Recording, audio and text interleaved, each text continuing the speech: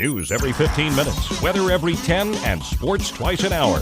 Newstalk, KGVO, AM 1290 and now 101.5 FM. You're listening to Montana Morning with Peter Christian. An accused murderer fights his return to Missoula from Louisiana. Good morning, everyone. It's Montana Morning. It's Wednesday, September 17th, 2014.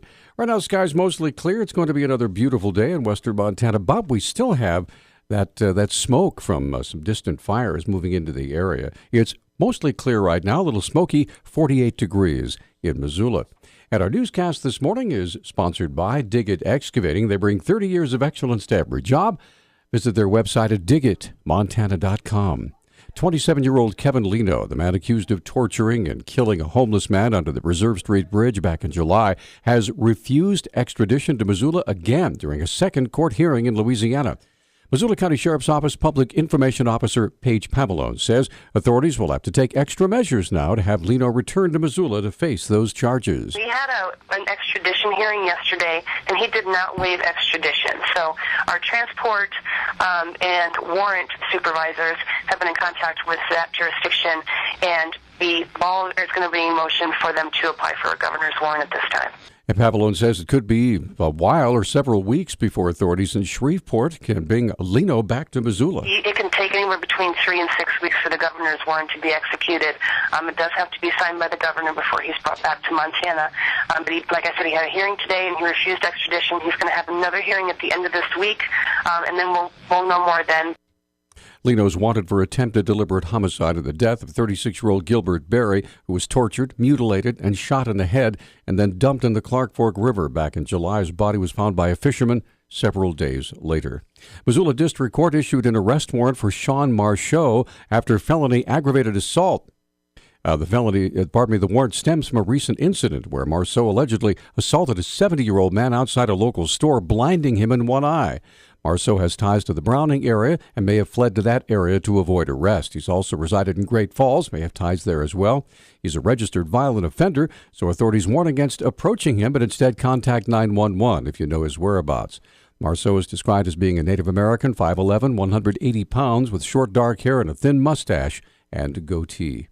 A 22-year-old Billings man was shot several times with a small-caliber handgun. Police are searching for a suspect and the weapon. Sergeant Pat Curry says the gunshots were reported about 12:41 Tuesday morning. Soon after, officers got a medical call. The victim had been shot 4 to 6 times in his back, torso, and arm. Officers did not believe the injuries to be life-threatening. A .38 caliber handgun and knife were found in the area where the shooting occurred. Amanda Curtis, the Montana Democratic candidate for U.S. Senate, was in Missoula yesterday speaking in the parking lot of the Senior Citizen Center about the issues of Medicaid and Social Security. She also took the opportunity to stress her position on the Second Amendment. My husband and I have always been gun owners. A couple of months ago, his World War II veteran grandpa passed away and left us a Browning 12-gauge light. I'm more concerned about keeping our access to our public lands, because what good does our Second Amendment do us if we have a congressman who is willing to take our public lands to the pawn shop so we have no place to shoot or hunt? Curtis, who spoke on behalf of Michael Bloomberg's Mayors Against Illegal Gun campaigns a year ago, now says she has nothing to do with Bloomberg. I have nothing to do with Bloomberg. I am a strong defender of the Second Amendment rights to bear arms. And if anyone was coming to take your guns away from you, I would be on your doorstep defending you.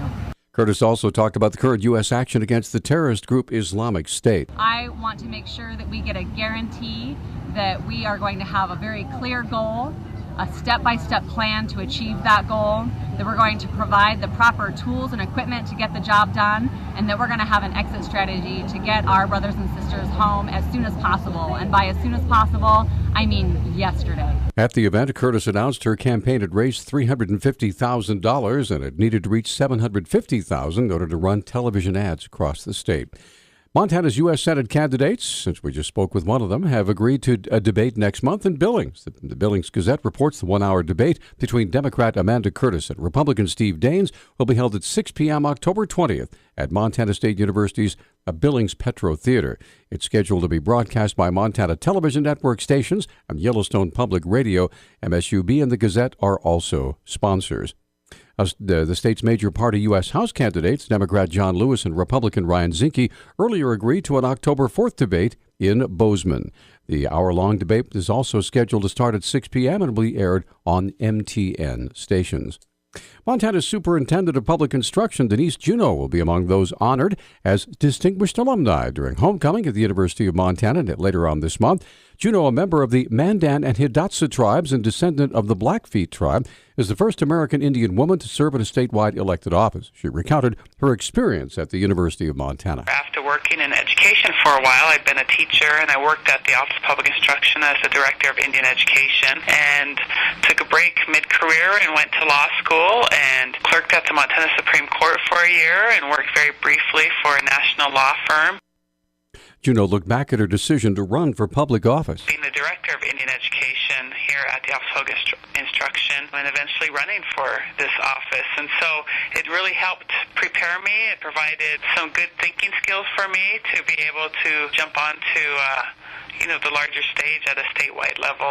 Others who will be honored at homecoming include Eric Sprunk of Beaverton, Oregon, one of the founders of Nike, Elizabeth Vincent Kolstad, Charles Hood, and James Murray. Up to 180 mobile homes will be up for sale today, actually this morning, if residents refuse to pay their taxes. Deputy Treasurer Annie Cathy with the Missoula County Treasurer's Office says the owners have until the end of the day today to pay the delinquent sale, taxes, penalty, interest, and cost to remove them from the sale. We do hold the auction once a year on mobile homes. They're considered personal property taxes, so they do fall under different MCA codes and laws. So every year in September, we hold the mobile home auction for the prior year's delinquent taxes.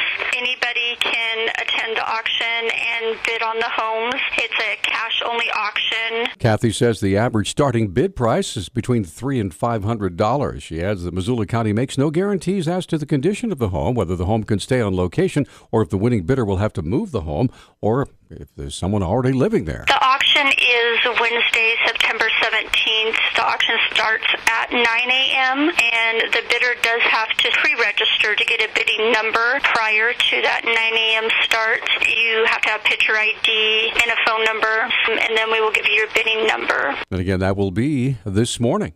News Talk time now is 6:10. News Talk, KGVO. Missoula's official weather station. It should be a very nice day across the Missoula area. Warm as well. We did have to wait an extra day, but we will get up into the 80s today with a high of 83 degrees. I'm meteorologist Matt Gray for KCI 13, your first alert station.